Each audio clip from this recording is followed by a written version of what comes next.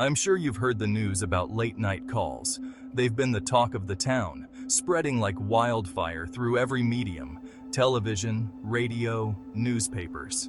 Everyone seems to have an opinion, a theory, or a story to share. But what if that call wasn't normal? What if it was something far more sinister, something that defied all logic and reason? Emily was just about to drift off to sleep when her phone started buzzing on her nightstand. The room was dark, the only light coming from the faint glow of her phone screen. Squinting at the unfamiliar number, she hesitated but picked up. She had a habit of ignoring unknown numbers, but something compelled her to answer this one. "Hello?" she whispered, half annoyed, half curious. Her voice barely broke the silence of the room, as if she was afraid to disturb the stillness.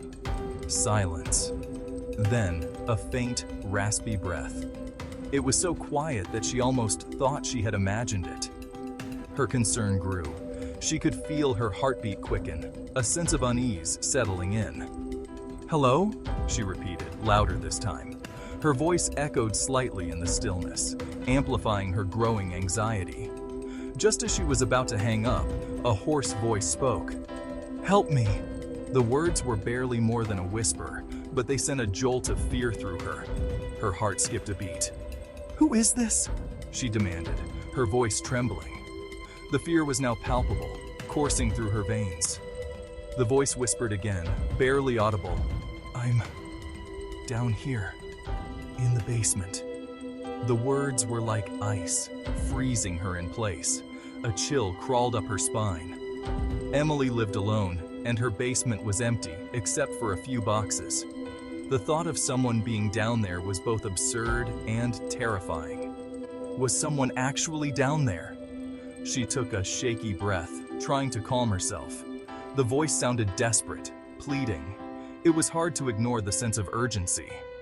She glanced at her door, then at the dark staircase leading to the basement. The shadows seemed to stretch and twist, playing tricks on her mind. Gathering her courage, she tiptoed down the stairs, her phone light barely illuminating the steps. Each step creaked under her weight, adding to the eerie atmosphere. As she reached the basement, her heart pounded in her chest. She swept her light across the empty, cold room. No one was there. The room was just as she had left it, untouched and undisturbed. Relieved but unsettled, she turned to leave. Then her phone buzzed again. The sudden noise made her jump, her nerves already on edge. She answered instinctively, her voice shaking. "Hello?" she said, her voice barely more than a whisper. The same voice replied, its tone chillingly amused. "I see you."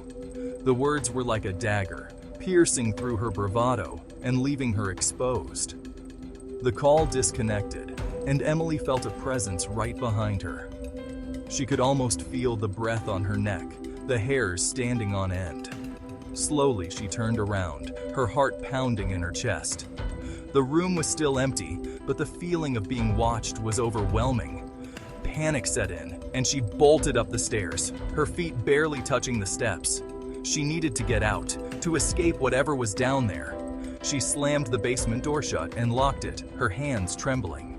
She leaned against the door, trying to catch her breath. Sitting on the floor, she looked at her phone.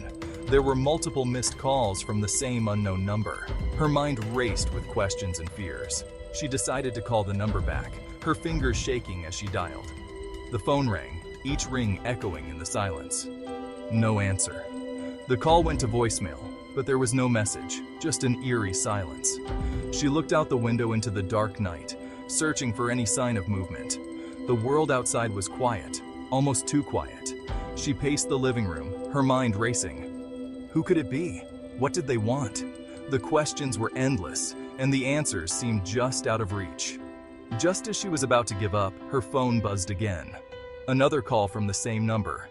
Her heart raced as she answered. This time she was determined to get answers. "Who are you?" she demanded, her voice steady despite her fear. The voice on the other end was calm, almost mocking. "You know who I am." The words sent a shiver down her spine. She looked around the room, her eyes darting to every shadow. The feeling of being watched was stronger than ever. She hung up the phone, her mind made up. She wasn't going to let fear control her. She needed to find out who was behind these calls. With a flashlight in hand, she walked towards the basement door. She was going to face whatever was down there, once and for all. She opened the door slowly, the creak of the hinges echoing in the silence. The darkness of the basement seemed to swallow the light. She descended the stairs, her flashlight cutting through the darkness. Each step was a test of her resolve. She swept the flashlight around the basement, searching for any sign of life. The room was still empty, but the feeling of being watched was stronger than ever. In the corner of the basement, she found an old photo. It was of her and her family, taken years ago. The sight of it brought back memories, both good and bad. She looked at the photo with mixed emotions.